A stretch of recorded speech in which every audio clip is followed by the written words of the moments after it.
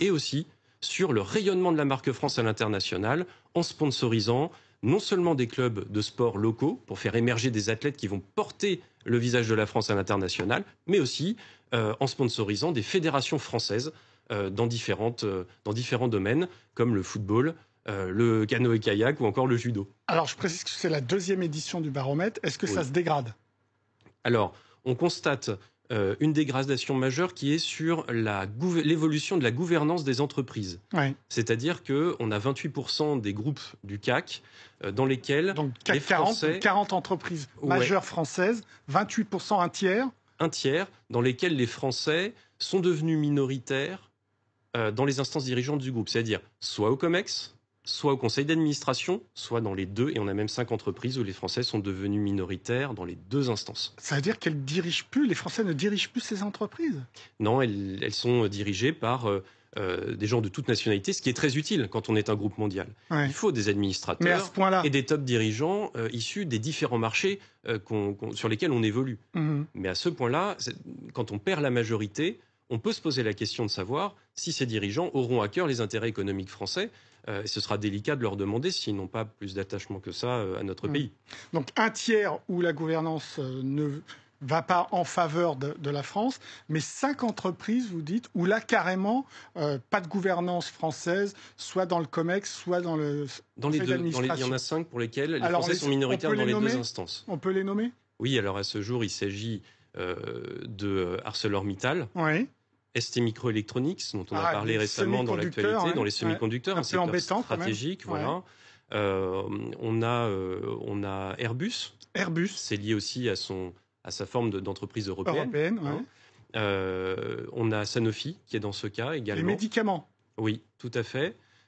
C'est embêtant parce que ça fait partie des priorités. Oui, c'est embêtant, d'autant que Sanofi performe beaucoup dans notre indice également, notamment en termes de conquête de marché. Ils ont réussi à mettre la main sur de très belles biotech aux États-Unis, en Angleterre et dans d'autres pays d'Europe.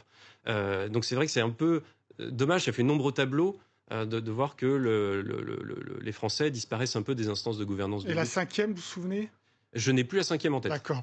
Alors, juste, vous avez vu récemment, le Sénat a publié un rapport très alarmant sur la souveraineté économique de la France.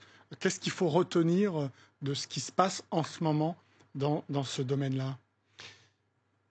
Ce que montre ce rapport, c'est que les dépendances de notre économie vis-à-vis de nos autres compétiteurs ne sont pas fortes seulement dans le domaine des médicaments ou des masques, si vous voulez, mais ça montre qu'en fait, c'est un problème beaucoup plus profond, structurel, qui exige un volontarisme très très fort de la part de l'État, mais aussi, je crois, de la part des entreprises, parce que ça touche des domaines aussi variés que, par exemple, l'agroalimentaire. Aujourd'hui, on est très tributaire, c'est ce que souligne notamment ce rapport, on est très tributaire pour l'alimentation des animaux. On est très tributaire du soja américain. Ouais, notamment, voilà, de différents pays. Et ça touche à notre souveraineté alimentaire. Or, il ne vous a pas échappé que dans le nouveau gouvernement, on a 2 ministères qui portent l'intitulé souveraineté, dont le ministère de l'Agriculture, qui s'appelle aussi ministère de la souveraineté alimentaire. Volontariste, vous voulez dire quoi par là ? Il faut sortir le drapeau, il faut être patriote. Vous demandez ça à la fois à l'État, ce qui est logique, mais aux entreprises aussi. Oui, alors sortir le drapeau. Je ne suis pas un adepte du spectacle, mais plutôt un pragmatique. Je crois qu'il faut prendre des mesures qui rompent avec la naïveté. On a péché par naïveté. Ces dernières années en France. Qu'est-ce que vous voulez dire par là ?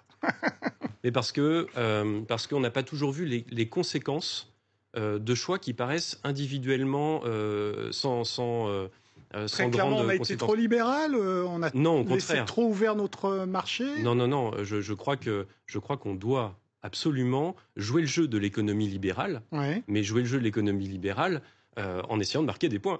Et c'est ça qui est important. C'est là où je dis que la souveraineté économique, ça n'est pas se recroqueviller ou s'encoquiller sur notre marché intérieur, mais c'est se rendre indispensable.